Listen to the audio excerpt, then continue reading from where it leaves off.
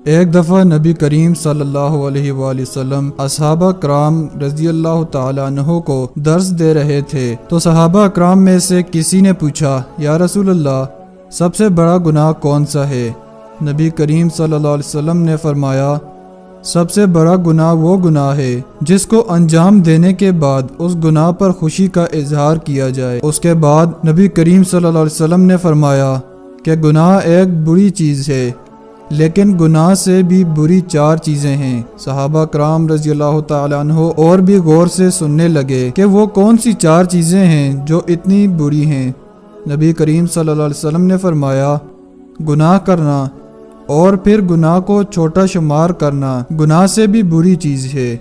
Number 2، گناہ کرنا اور پھر توبہ نہ کرنا بلکہ دوبارہ گناہ کر دینا، یہ گناہ سے بھی بری چیز ہے۔ نمبر 3، گناہ کر کے پھر اس کی وجہ بیان کرنا اور یہ کہنا کہ لوگ بھی تو کرتے ہیں، یہ گناہ سے بھی بری چیز ہے۔ نمبر 4، گناہ کرنا پھر اس گناہ پر خوشی منانا، یہ گناہ سے بھی بری چیز ہے۔ جو یہ کام کرتا ہے اللہ تعالیٰ اسے کبھی معاف نہیں کرتا۔ اللہ ہم سب کو ایسے گناہ سے بچنے کی توفیق عطا فرمائے، آمین۔